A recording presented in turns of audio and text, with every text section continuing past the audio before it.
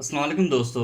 मां मोहम्मद नवाज़ PhD शागिर्द क्लिंगनफर्ट university Austria खां ऐं मां आहियां अॼु तव्हां सां हिकिड़ो बिज़नेस प्लान डिस्कस करण वारो।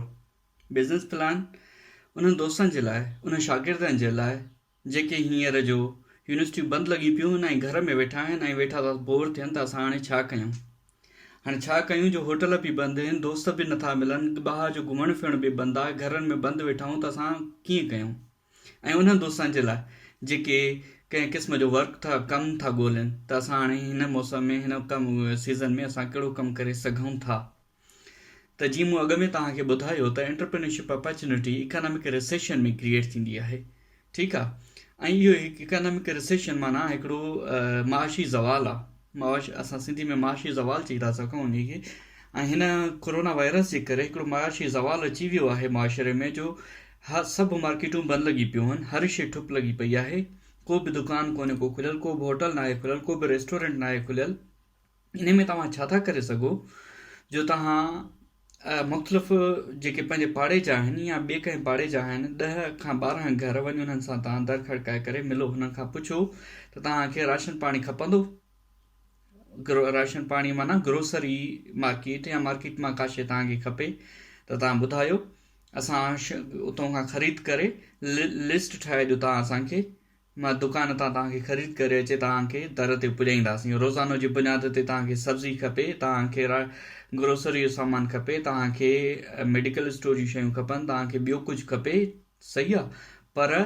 पर विज़िट ते तव्हांखे असां 50 रुपया या 100 रुपया चार्ज कंदासीं, सही आहे। ईअं हिकिड़ो घर थी वियो। अहिड़ी तरह सां तव्हां 10 घर सां कॉन्टेक्ट कयो। जेकॾहिं तव्हां हिकिड़े घर ते 100 रुपया चार्ज कयो ऐं 10 घर तव्हां कयो त घणा थिया, 1000 रुपया थिया। ठीकु आहे। असां इहो लिखंदा था हलूं ऐं मां तव्हांखे ॿुधाईंदो थो हलां। हिकु घर 100 रुपया त 10 घर घणा थींदा, 1000 रुपया, सही आहे। हिकु घर हिकु विज़िट 100 रुपया। हाणे हू तव्हांखे लिस्ट ठाहे ॾींदा ग्रोसरी जी, मेडिकल स्टोर जी, त हीअ शयूं असांखे खपनि, सब्ज़ी खपे, ऐं तव्हां उहे वरी वञो ग्रोसरी दुकान वारे वटि। ठीकु आहे। तव्हांजे पाड़े में, तव्हांजे सुञाणप में, तव्हांजी दोस्तीअ में को हिकिड़ो झाड़ू खान दुकानदार हूंदो जेको तव्हां सुञाणो, उन सां वञी मिलो, हुनखे चयोसि बाबा असां तव्हां खां हेतिरो सामान वठंदासीं, ठीकु आहे, असांखे तव्हांखे ॾियणी आहे रिआयत।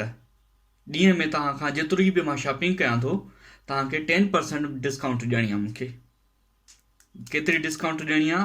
10% तव्हांखे डिस्काउंट ॾियणी आहे पर डे सां। ठीकु आहे। पर विज़िट ते न। जेकॾहिं पर विज़िट ते तव्हां डिस्काउंट वठंदो त उहो घटि पवंदो तव्हांखे, ऐं पर डे ते वठंदो त उहो तव्हांखे मुनाफ़े में पवंदो, सही आहे।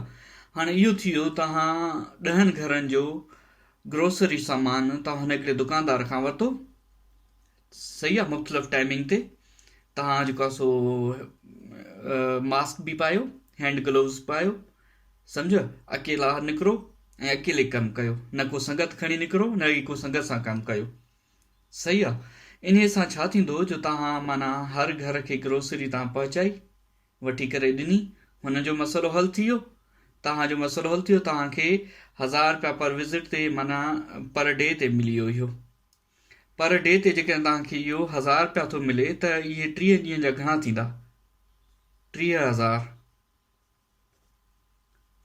30,000 तव्हांखे ही 10 घरनि खां था मिलनि। इन खां अलावा जेको तव्हां वरी दुकान तां सामान वठो था, उतां खां तव्हांखे डिस्काउंट मिलंदो।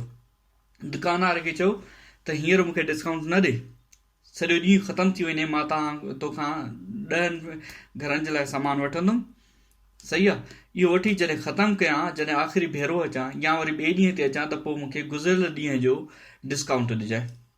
अॼोके ॾींहं ते जेका बि माना शॉपिंग कई, तव्हां ग्रोसरी सामान वग़ैरह वरितो, ठीकु आहे, इन जो सुभाणे ते वरी तव्हां हिन खां डिस्काउंट वठो।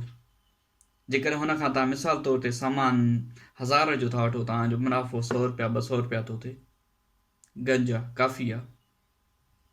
त महीने ते तव्हां 30,000 कमाए सघो था, बग़ैर कंहिं माना दुकान खोलण जे, बग़ैर कंहिं नुक़सानु खणण जे, बग़ैर कंहिं ख़र्च करण जे, बग़ैर कंहिं ज़िम्मेवारी खणण जे। छोकी तव्हांखे निकिरणो आहे, वॉक करिणो आहे, घर में वेही करे उअं ई तव्हांजो जेको आहे सो माना फिज़िकली ऐं साइकोलॉजिकली कैफ़ियत ख़राबु थी वेंदी, ऐं तव्हां पंहिंजो पाण खे हरूभरू ज़ाया कंदो, ऐं वेठा मोबाइल में अखियूं विझी करे तव्हां पंहिंजो अखियूं बि ख़राबु कंदो ऐं जेको आहे सो पंहिंजो वक़्तु बि विञाईंदो। ठीकु आहे, इहो हिकिड़ो अहिड़ो बिज़नेस प्लान आहे जेको मैच करे थो हर मार्केट खे। तव्हां कराची में आहियो, तव्हां हैदराबाद में आहियो, तव्हां लाड़काणे में आहियो, तव्हां सखर में आहियो, मेहड़ में आहियो, तव्हां सिंध जे कहिड़े पाकिस्तान जी कहिड़ी बि कुंड में आहियो, ठीकु आहे, तव्हां इहो कमु करे सघो था। इहो कमु करणु जहिड़ो आहे। को बि कमु गैर मयारी, को बि कमु घटि न आहे हूंदो। कंहिं बि कम खे घटि नज़र सां न ॾिसो त तव्हां लिखियलु पढ़ियलु आहियो, यूनिवर्सिटी जा शागिर्द आहियो, तव्हां हेॾा वाइट कॉलर माण्हू आहियो, तव्हां हेॾा प्रोफेशनल पर्सनैलिटी वारा माण्हू ऐं हे कमु था कयो तव्हां। जेकॾहिं तव्हां इन कम खे इन नज़र सां ॾिसंदो त तव्हां कॾहिं बि अॻिते वधी न सघंदव। इहो यकीन कयो मूं ते। को बि कमु घटि कमु न आहे हूंदो। हीउ एंटरप्रेन्योरशिप प्लान आहे, हीउ बिज़नेस आइडिया आहे ऐं एंटरप्रेन्योरशिप प्लान ऐं एंटरप्रेन्योरशिप आइडिया बिलोंग करे थो असांजे प्यारे नबी हज़रत मोहम्मद मुस्तफ़ा सल्लल्लाहु अलैहि वसल्लम सां। छो जो सभ खां पहिरें दुनिया में एंटरप्रेन्योर उहो हुयो। उन बिज़नेस जो कॉन्सेप्ट न उहो वेंदो हुयो ट्रेड करणु हिकिड़े मुल्क खां ॿिए मुल्क। ठीकु आहे, बीबी ख़दीजतुल कुबरा जी जेको सो बिज़नेस हैंडल कंदा हुया ऐं वञी जेको सो मुनाफ़ो कमाए ईंदो हुयो। मुनाफ़ो कमाए ईंदा हुया ऐं मुनाफ़ो अची करे जमा कराईंदो ॿुधाईंदा हुआ त हेतिरो बिज़नेस थियो। उहो फ़क़ति इन ॻाल्हियुनि जे करे, इन कम्युनिकेशन जे करे, इन डीलिंग जे करे ऐं इन माना वञण जे करे हरकत में बरकत आहे। सम्झो न। त हाणे जॾहिं नबी सॻोरो सल्लल्लाहु अलैहि वसल्लम जॾहिं बिज़नेस करे थो सघे त तव्हां ऐं असांजी कहिड़ी हैसियत ऐं कहिड़ी हस्ती आहे। ठीकु आहे, इहो कमु रेस्पेक्टेबल तरीक़े सां स्टार्ट कयो ऐं इन कम जी खे वैल्यू ॾियो। ठीकु आहे, ऐं यकीन कयो तव्हां हिकिड़ो दफ़ो इहो कमु करणु शुरू कयो ऐं इन कम में तव्हांखे फ़ाइदो थियो ऐं तव्हां पंहिंजो एतमाद बुलंद कयो इहो कमु कंदे। ठीकु आहे, त तव्हां न पर तव्हां सां गॾु तव्हांजा जेके दोस्त आहिनि ओड़े पाड़े वारा आहिनि उहे बि इहो शयूं करणु शुरू करे ॾींदा। असांजे मुआशिरे जी माशी हालात ईअं ई सुधरी सघे थी, बेरोज़गारी ईअं ई घटिजी सघे थी। अहिड़े क़िस्म जा मूंखे हज़ारे बिज़नेस प्लान्स आहिनि जेके मां तव्हां सां डिस्कस कंदुमि। हीउ बिज़नेस प्लान फ़क़ति छोकिरनि जे लाइ आहे। ठीकु आहे, हीअ छोकिरियूं नथियूं करे सघनि। छोकिरियुनि जे लाइ वरी ॿिए क़िस्म जा बिज़नेस प्लान्स आहिनि जेके मां ईंदड़ लेक्चरनि में तव्हां सां शेयर कंदुमि। मां हीअ सिंधीअ में फ़क़ति इन लाइ शेयर थो कयां छो जो हीअ बिज़नेस प्लान फिट बीहे थो सिंध जे लाइ, असांजे हैदराबाद, दादू, सखर, लाड़काणो, कराची जे दोस्तनि जे लाइ। त जेकॾहिं तव्हांखे इहो डूएबल लॻे थो त इन खे तव्हां बाक़ाइदे अमल कयो। अॼु मां हिते ऑस्ट्रिया में वेठो आहियां। जेकॾहिं हिन सिचुएशन में, लॉकडाउन जी सिचुएशन में मां पाकिस्तान में हुजां हा त इहो बिज़नेस प्लान मां पाण बि कयां हा ऐं मां पंहिंजे दोस्तनि 10 दोस्तनि सां खे बि करायां हा। चवां त तव्हां बि कयो। भली पुछो न हू प्रोफेसर हुजनि, यूनिवर्सिटी जा शागिर्द हुजनि या बेरोज़गार हुजनि या कंहिं बि बैंक या कंहिं ॿी ऑर्गेनाइज़ेशन जा ऑफिसर हुजनि। कंहिं बि कम कंदे का माण्हू आर महसूसु न करे। सम्झ, वापारु वधंदड़ वापारु हूंदो आहे ऐं वापारु जॾहिं तव्हां ईमानदारी सां कंदा आहियो ऐं तव्हां पंहिंजे लगन सां कंदा आहियो त उन में तव्हांखे बरकत बि मिलंदी, तव्हांखे इज़त बि मिलंदी, तव्हांखे मुनाफ़ो बि मिलंदो। ऐं इन कमु करण जो हिकिड़ो बहितरीनु फ़ाइदो इहो आहे त तव्हांखे अलाए माना इहो कमु कंदे मुहताजी खां तव्हां बची पवंदव। तव्हां पंहिंजा महीने ते 30-35 हज़ार 40 हज़ार महीने ते कमाए था सघो इन करण सां। हीअ लॉकडाउन जी सिचुएशन आहे, हीअ बहितरीनु मौक़ो आहे त तव्हां इन बिज़नेस प्लान खे इम्प्लीमेंट कयो ऐं इन प्लान खे इम्प्लीमेंट करण में, इन ते कमु करण में, वर्कआउट करण में किथे बि तव्हांखे माना मोटिवेशन जी ज़रूरत पवे, गाइडेंस जी ज़रूरत पए, कंहिं क़िस्म जी किथे तव्हांखे माना को बि गाइडेंस जी ज़रूरत पए, तव्हां मूंसां कॉन्टेक्ट राब्तो करे था सघो कहिड़ी बि वक़्तु। हिन चैनल ते तव्हां मैसेज ड्रॉप कयो, मूंसां अप्रोच कयो या आसपास जेके लिखियलु पढ़ियल दोस्त या तजुर्बेकार दोस्त सां तव्हां सलाह करे ऐं इन खे तव्हां अप्लाई करे था सघो। हीअ त अपॉर्चुनिटी आहे, हीअ त माना ब्लेसिंग डिस्गाइज़ आहे त लॉकडाउन जी सिचुएशन आहे, हर को बंदि लॻो पियो आहे। ठीकु आहे, एहतियातन कंहिंखे बि ॿाहिरि न आहे निकिरणो, हर कंहिंखे डपु आहे ॿाहिरि निकिरंदासीं ख़बर न आहे त किथां खां वायरस मां अफेक्ट थी वञे केरु ऐं केरु वरी कैरियर बणिजी वञे। सम्झ न। इन करे तव्हां लिखियलु पढ़ियल हो, बाशऊर हो, तव्हां एहतियाती ऐं जेके प्रिवेंटिव मेयर्स आहिनि उहे बि फॉलो कयो। मास्क पायो, हैंड ग्लोव्स पायो, पाण खे वेढ़ियो ऐं निकिरी पोइ ऐं तव्हां जेको आहे सो मोमिन मुजाहिद थी करे ऐं तव्हां पंहिंजे हिन बिज़नेस प्लान ते वर्कआउट शुरू कयो। 2 महीननि में तव्हांजी इहा सुठी खां सुठी बिज़नेस एस्टेब्लिश 3 महीननि में थी सघे थी। ठीकु आहे, मूंखे उमेदु आहे, मूंखे यकीन आहे त हीउ बिज़नेस प्लान तव्हांजे लाइ मुफ़ीद हूंदो ऐं तव्हांखे जेकॾहिं मुतासिर कयो आहे हिन बिज़नेस प्लान त इन ते तव्हां फ़ौरन अमल कयो। तव्हां शागिर्द आहियो, तव्हां कंहिं यूनिवर्सिटी जा फैकल्टी आहियो, तव्हां ऑफिसर आहियो, तव्हां घर में वेठा आहियो, घर में वेठे बोर था थियो, रुॻो इहो हिन जे लाइ न कयो त तव्हांखे पैसनि जी ज़रूरत आहे, रुॻो इन जे लाइ न कयो त तव्हां माना जेको आहे सो ऑफिसर आहियो, पर इन जे लाइ बि तव्हां कजो इहो तव्हांजो हिकिड़ो सोशल कंट्रीब्यूशन बि आहे।